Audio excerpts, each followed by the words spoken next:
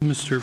Mayor, I'm going to vote no against this evening, and I know that there's been a lot of work done on it, but in the last 60 days, I guess, 45 days, I've had some concerns with what we're about to do to the city, and I read all the information, and I saw all the clauses that said we may not do this.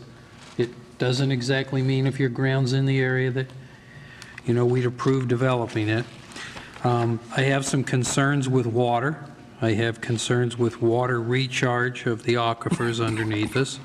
I have concerns with what we may or may not do with ag ground that is now inside some of this shaded border. We've been told that if we don't move the borders at all, we have quite a bit of ground at the current rate of development to last us for several years into the future. We're about to, under the budget possibly, to take up transfer development rights and purchase of development rights probably more seriously than anyone thought we might a year ago.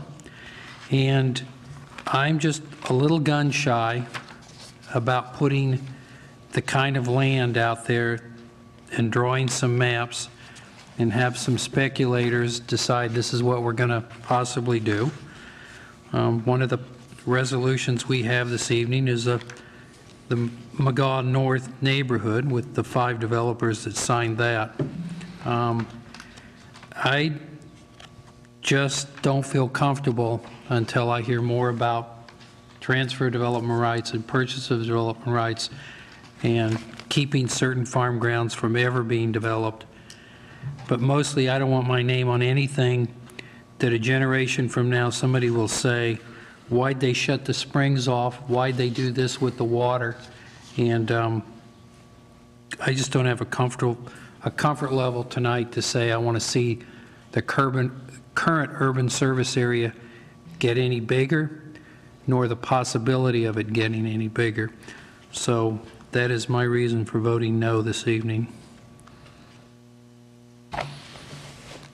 Steve? Questions for Richard.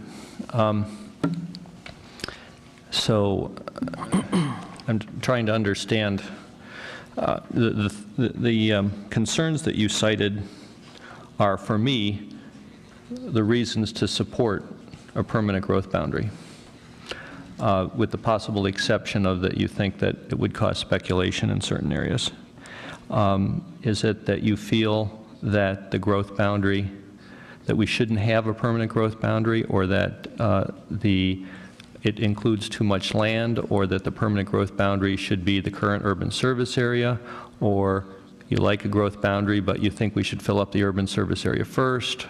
Or can you explain a little bit more about how this could be different and meet some of the goals that you have, which match up very well with my goals from what you explained? Yes, to all the above.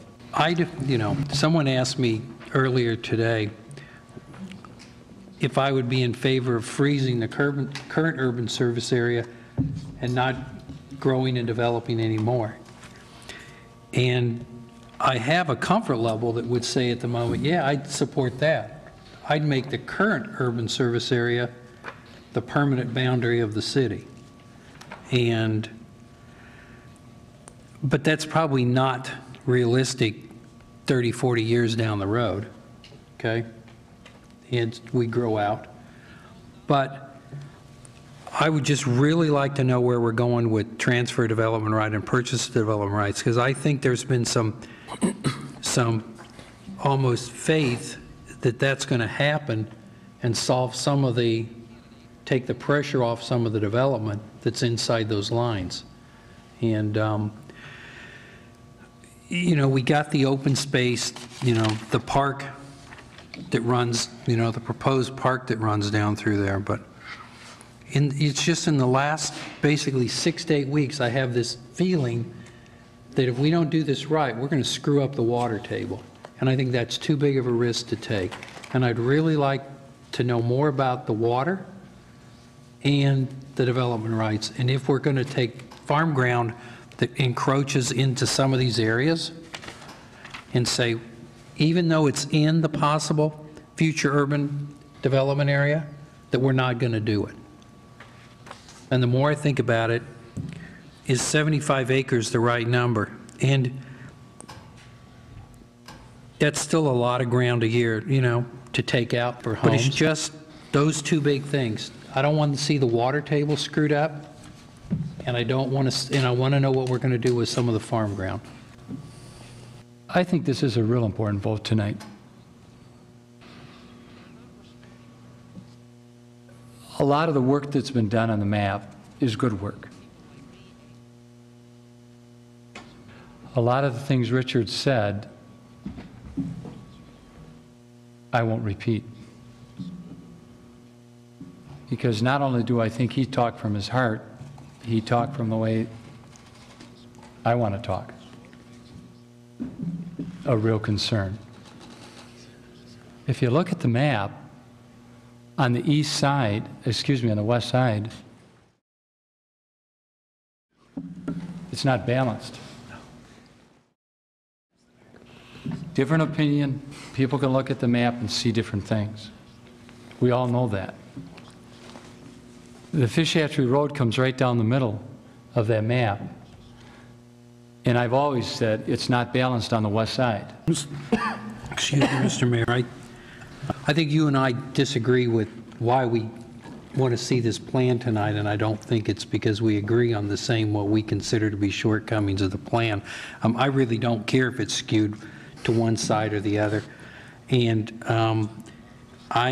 you know, the school districts are what the school districts are, in my opinion.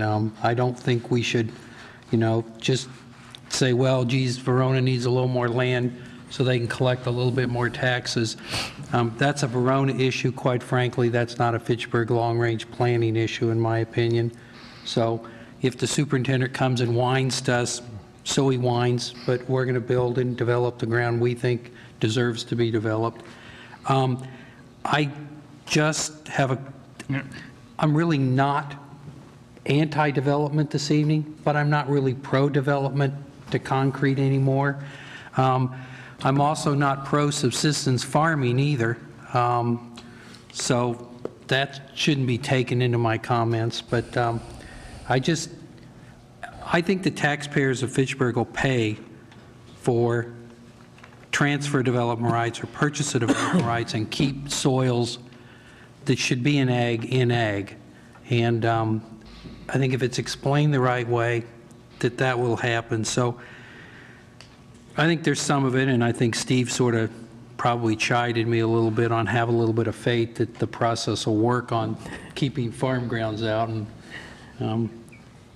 after 57 years, faith is a little thin some days anymore.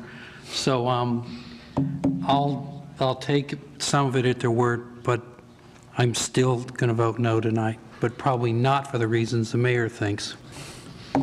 I've been reading the minutes of some of the Plan Commission things. You aren't really talking about shutting off public participation in the plan process and not allowing people to speak, are you? No, that was a yes or no question. I'm going to tell you what members of the plan, this is not my proposal, so I can only tell you what members of the Plan Commission have said. Members of the Plan Commission have said that they would only like to have public input on things that are noticed as public hearings. I've heard that comment. I've heard a comment that they would like to have severely limited amounts of time for people to make their own comments. I have heard that they would like to have some, and I don't even know how this would work, but if somebody is repeating some comment that they made at a previous meeting, they would like somebody to monitor that and prevent that from happening.